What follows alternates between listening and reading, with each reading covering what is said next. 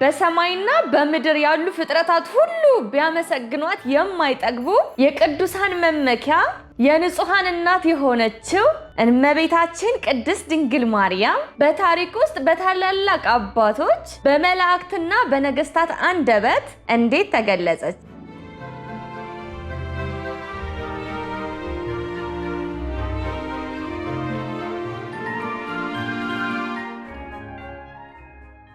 ሰላም እንዴት ናችሁ? ለማታውቁኝ ቤዛ ጋሻው ነኝ። ቁም ነገር ፈልጋችሁ ለመጣችሁ እንኳን ደህና መጣችሁ። ይሄን ቪዲዮ ከመጀመራችሁ በፊት ላይክ፣ ሰብስክራይብ ማድረግ እንዳይረሳ። አብራችሁን ቆዩ።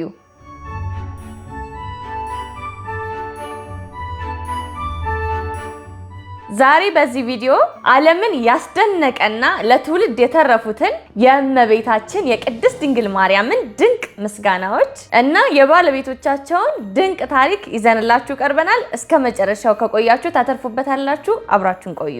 የእመቤታችን ምስጋና የተጀመረው በምድር ሳይሆን በሰማይ ነው። የመላእክት አለቃ ቅዱስ ገብርኤል ደስ ይበልሽ ጸጋን የሞላብሽ ሆይ ብሎ ባበሰራት ጊዜ የመጀመሪያውን የሰማዩን ምስጋና በምድር ላይ ያቀረበ። ይህ ምስጋና በሰው ልጅና በእግዚአብሔር መካከል የታረቀውን ሰላም የሚያበስር ነበር። በመቀጠል ቅድስት ኤልሳቤጥ በመንፈስ ቅዱስ ተሞልታ የጌታዬ እናት ወደኔ ትመጣ ዘንድ እንዴት ይሆንልኛል ስትል በትህትና ሰገደችላት። ይህም እመቤታችን ቅድስት ድንግል ማርያም የፍጥረት ሁሉ እናት መሆኗን ያረጋገጠ የታሪክ አሻራ ነው። ስለ ድንግል ማርያም ምስጋና ሲነሳ ስሙ ቀድሞ የሚነሳው ታላቁ የሶርያው ኮከብ ቅዱስ ኤፍሬም ነው። እመቤታችን ቅድስት ድንግል ማርያም ተገልጣለት ባስተማረችው ምስጢር ዛሬ በየቀኑ የምንጸልየውን ውዳሴ ማርያምን አበረከተልን። ሁለተኛይቱ ሰማይ የመዓዛ ማሰሮ እያለ በቅኔ ያሞገሳት ይህ አባት ምስጋናዋን የሕይወቱ ማዕከል አድርጎት ነበር። በሌላ በኩል ደግሞ እንደ ቅዱስ ኤፍሬም ሁሉ በቃላት ሊገለጽ የማይችል ድንቅ ምስጋናን ያቀረበው አባ ሕርያቆስ ነው። በቅዳሴ ማርያም ድርሰቱ ኦ ድንግል ሆይ በስጋሽ ድንግል ነሽ፣ በህሊናሽም ድንግል ነሽ በማለት ንጽህናዋንና ቅድስናዋን በአንክሮ ገልጿል። የአባ ሕርያቆስ ምስጋና ዛሬም በቅዳሴ ሰዓት የእኛን የአማኞቿን ልብ ይነካል። የኢትዮጵያ የዜማ ሊቅ ቅዱስ ያሬድም ቢሆን እመቤታችንን መሰላል ዘያዕቆብ ወይም የያዕቆብ መሰላል በማለት በጣፋጭ ዜማ አመስግኗታል።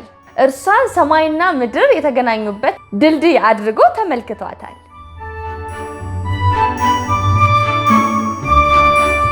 ከነገስታት መካከል ደግሞ አጼ ዘርዓ ያዕቆብ ለድንግል ማርያም የነበራቸው ፍቅር ልዩ ነበረ። አርጋኖና ታምረ ማርያም በመላው ኢትዮጵያ እንዲስፋፋ በማድረግ በንግስናቸው ዘመን ለእመቤታችን የላቀ ክብርን ሰጥተዋል። እንግዲህ እነዚህ ታላላቅ ቅዱሳንና ነገስታት እመቤታችን ቅድስት ድንግል ማርያምን ያመሰገኑት በቃላቸው ብቻ ሳይሆን በህይወታቸውና በስራቸው ጭምር ነው። የእነርሱ ምስጋና ዛሬ ለኛ በህይወታችን ትልቅ መንፈሳዊ ጥንካሬ ሆኖናል። እናንተስ ከነዚህ ምስጋናዎች ውስጥ ይበልጥ ልባችሁን የሚነካው ምስጋና የትኛው ነው? ኮሜንት ላይ መጻፋችሁ እንዳትረሱ። የእናታችን የወላዲት አምላክ የቅድስት ድንግል ማርያም ወዳጆች ለዛሬ የነበረን ፕሮግራም ይህ ነው። ቀጣይ በሌላ ፕሮግራም እንመጣለን። እናንተ ደግሞ ሼር፣ ሰብስክራይብ፣ ላይክ ማድረግ እንዳትረሱ። ሰላም እግዚአብሔር ከኔም ከእናንተም ጋር ይሁን።